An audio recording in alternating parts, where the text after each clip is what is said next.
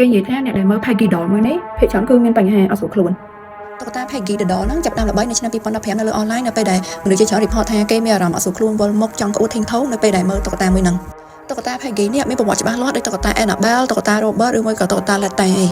រឿងហេតុហ្នឹងកើតឡើងនៅពេលដែលស្ត្រីម្នាក់គាត់ទៅទិញតុក្កតាហ្នឹងហើយគាត់បាននិយាយថាពេលដែលគាត់មានតុក្កតាហ្នឹងហើយគឺគាត់ចាប់ផ្ដើមយល់សប្តិអត់ល្អ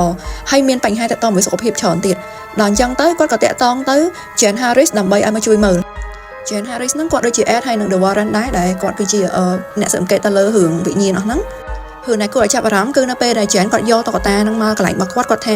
គាត់មានអារម្មណ៍ថាគាត់អស់កម្លាំងខុសពីធម្មតាគាត់អាចងើបពីខែហូចទេ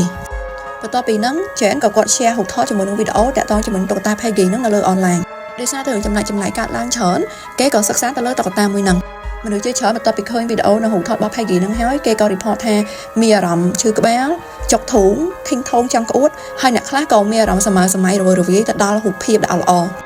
បើតាមអីដែលគេល្បីនៅលើអ៊ីនធឺណិតរឿងហ្នឹងកើតឡើងបន្ទាប់ពីអ្នកដែលមើលហ្នឹងគឺមើលចាប់ផ្នែករបស់តុក្កតា Peggy គេជឿថានៅក្នុងតុក្កតាមួយហ្នឹងគឺមានវិញ្ញាណរបស់ស្ត្រីម្នាក់ឈ្មោះថា Peggy កាលពីមុនគាត់រស់នៅ London កាលពីសតវត្សទី20ជាងហើយស្ត្រីម្នាក់ហ្នឹងគាត់ខឹងគាត់អត់សប្បាយចិត្តដោយសារតែការពេលដែលគាត់ស្លាប់នេះគឺគាត់ស្លាប់យ៉ាងវេទនា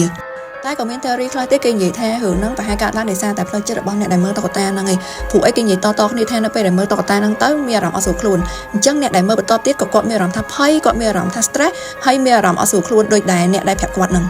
តុក្កតា Peggy ហ្នឹងឥឡូវត្រូវគេរក្សាទុកនៅសារមន្ទីរមួយកន្លែងនៅ Las Vegas ចំពោះអ្នកគេដែលចង់ចូលមើលតុក្កតា Peggy ពួកគាត់ត្រូវតម្រូវឲ្យសញ្ញាទៅលើឯកសារមួយដោយសារតែមាន report ច្រើនពេកតាក់ទងជាមួយនឹងបញ្ហាបន្ទាប់ពីមើលតុក្កតាហ្នឹងហើយទាំងអស់គ្នាមានអារម្មណ៍ដូចគេនិយាយអត់បន្ទាប់ពីមើលតុក្កតាហ្នឹងហើយ